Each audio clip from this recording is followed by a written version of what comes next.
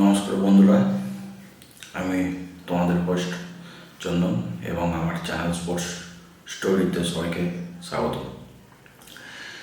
তো as I promised, I will be back again with another video. So I am here. আজকে আমি এই ভিডিওতে আমাদের আইপিএলের আরসিবি টিম, অনেকেরই ফেভারিট টিম। তো কিছু বন্ধুরা কমেন্ট করেছিল আরসিবি আগামী আইপিএল 2026-এ কীরকমভাবে নিজেদের টিমটাকে সারাতে পারে, কী প্লেয়ারকে রিটেন করবে, কী প্লেয়ারকে রিলিজ করবে, এইসব নিয়ে। তো এই সম্পর্কে বিস্তারিতভাবে এই ভিডিওতে আমরা আলোচনা করব। তো আগে আমরা দেখে নিই আইপিএল আগের বছর 2025-এর চ্যাম্পিয়ন, এবং খুব ভালো স্কোয়াড ছিল, খুব একটা খারাপ স্কোয়াড ছিল না, ভালো স্কোয়াড ছিল, এবং সেই অনুযায়ী তার যে যোগ্য সম্মান তারা পেয়েছে। 18 বছর খেলে প্রথমবারের মতো চ্যাম্পিয়ন হয়েছে। তো এই টিমটা তো সচরাচর চ্যাম্পিয়ন টিম চাইবে না তার টিমে বেশি কিছু পরিবর্তন করতে। তবু যেহেতু মিনি অপশান ছোটো ছোটো যে দুর্বলতা, কিছু আনইউজড প্লেয়ারকে রিলিজ করে আরও একটু স্ট্রেংথেন করতে তার স্কোয়াডটাকে, সেইভাবে চেষ্টা করব। তো আমরা দেখে নিই আগে আমরা কী হতে পারে, তার আগে দেখে নিই আগের বছর টিমটা কেমন ছিল।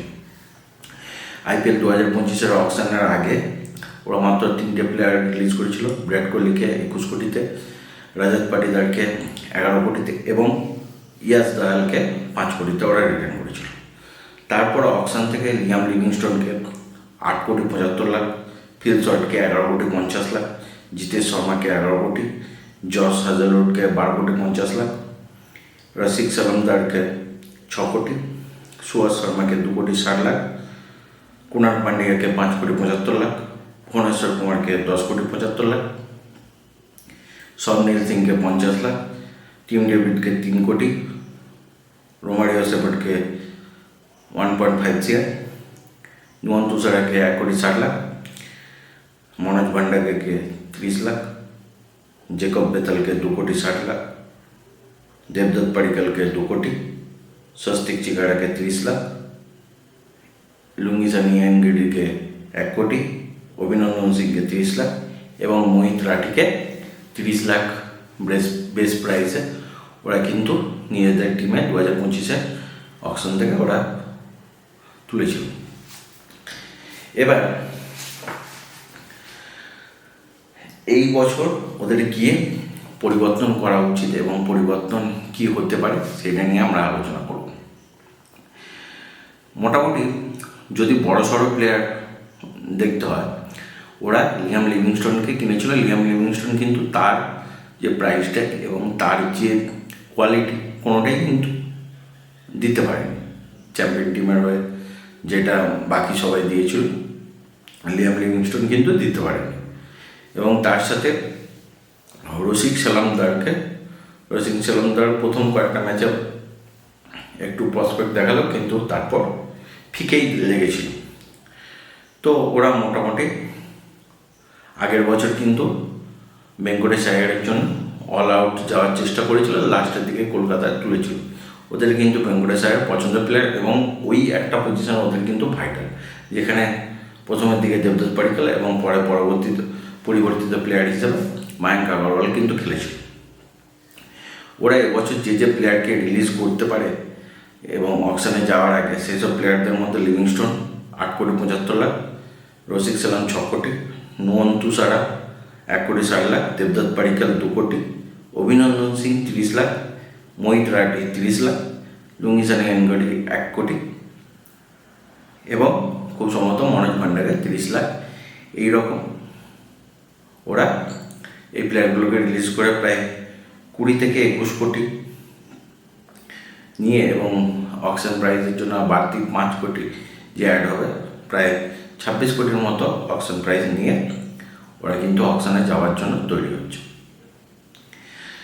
এবার আমরা আলোচনা করি ওদের মেন টার্গেট প্লেয়ার। কিন্তু ওরা যদি কম প্রাইসের মধ্যে, ওদের বাজেটের মধ্যে বেঙ্কটেশ আইয়ারকে পেয়ে যায়, ওরা কিন্তু এটা ওদের ফার্স্ট টার্গেট।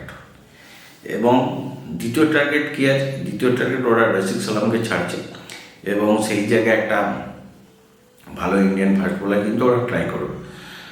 টি নটরাজন বা মায়াঙ্ক যাদব, এই দুজন ওদের ফার্স্ট প্রেফারেবল চয়েসে থাকবে।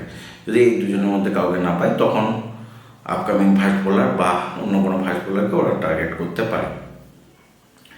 আর দ্বিতীয় টার্গেট লিস্টে ওদের থাকবে ব্যাকআপ ফরেন ফাস্ট বোলার, যেখানে লুঙ্গিসানি এঙ্গিরি এবং নুয়ান তুষারের যে স্পটটা ছিল ওই স্পটটা কিন্তু ওরা ভালো একটা বোলারকে দিয়ে ফিল আপ করার চেষ্টা করবে, যেটা জস হাজারউডের রিপ্লেসমেন্ট হিসাবে খেলবে। এবং ওদের আর একটা প্রিফারেন্স এটা থাকবে লোয়ার অর্ডারে জিতেশ শর্মার আশেপাশে একটা ব্যাটসম্যান খেলানো, যে একটু একটু বল করতে পারে, সেরকম একটা ব্যাটসম্যানও ওরা কিন্তু খুঁজবে।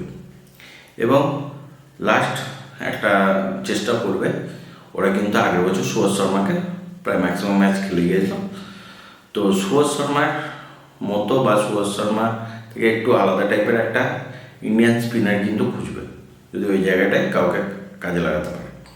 ওরা কিন্তু এটা মনে রাখতে হবে, লিয়াম লিভিংস্টোনকে ছেড়ে দেবে। লিয়াম লিভিংস্টোনের মধ্যে একটা অলরাউন্ডার ক্যাপাবিলিটি ওরা দেখেছিল, তাই লিয়াম লিভিংস্টোনকে একটু হাই প্রাইসে কিনেছিল, কিন্তু ওদের কাছে অলরেডি জেকব বেথেল আছে। জেকব বেথেল কিন্তু ফিউচারে ভালো প্রসপেক্ট। জেকব বেথেলকে রিটার্ন করে ওরা কিন্তু লিয়াম লিভিংস্টোনকে রিলিজ করবে, এটুকু কনফার্ম খবর। এবং ওরা পরবর্তীকালে ফিল শর্টের রিপ্লেসমেন্ট হিসেবে টিম সাইমব্যাট এবং দেবদাস পাডিক্কালের রিপ্লেসমেন্ট হিসেবে মায়াঙ্ক আগরওয়াল, এই দুজনকে নিয়েছিল। আমার যতদূর মনে হচ্ছে এই দুজনকে ওরা রিলিজ করে দিয়ে অকশনে আসবে। তো এই ছিল আগামী বছর IPL 2026-এর আগে ডিফেন্ডিং চ্যাম্পিয়ন টিম চ্যাম্পিয়নশিপের তকমা ধরে রাখার আগে অকশন স্ট্র্যাটেজিটা এইভাবে সাজাতে পারে বলেই আমার মনে হয়। আমার যা সোর্স অফ ইনফরমেশান এবং আমার যা নলেজ অনুযায়ী এরকমই মনে হচ্ছে। এবার বাকিটা অকশনের আগে আমরা জানতে পারবো, এবং অকশনের ডাইনামিক্স দেখে কী কী প্লেয়ার ওরা বাইব্যাক করতে পারলো, কী পারচেস করলো, সেটা আমরা দেখব। এবং এইখানে এই RCB সম্পর্কে আমার ভিডিওটা আমি শেষ করছি। তো এইটুকুই বলার ছিল। আর আমার ভিডিওটা ভালো লাগলে বন্ধুদের সঙ্গে অবশ্যই শেয়ার করো, আর বেশি বেশি করে লাইক করো, চ্যানেলটাকে সাবস্ক্রাইব করো। আরও IPL সম্পর্কিত এবং ইন্ডিয়ান ক্রিকেট এবং তার সঙ্গে সঙ্গে ইম্পর্টেন্ট কিছু আদার স্পোর্টস সম্পর্কে যদি কোনো ইনফরমেশান থেকে থাকে, আমার এই চ্যানেলটাকে সাবস্ক্রাইব করে নোটিফিকেশান বেলটা অন করে রাখলে সেই সম্পর্কিত যে ভিডিও করতে পারবো, সেই ভিডিও তোমাদের নোটিফিকেশান মাধ্যমে তোমাদের কাছে পৌঁছে যাবে, তোমরা তখন সেই ভিডিওগুলো দেখতে পাবে। সেই জন্য সবাইকে অনুরোধ আমার চ্যানেলটাকে সাবস্ক্রাইব করে চ্যানেলের পাশে থাকার জন্য। আজকের মতো এখানে তো থাক, চলো, টাটা, বাই।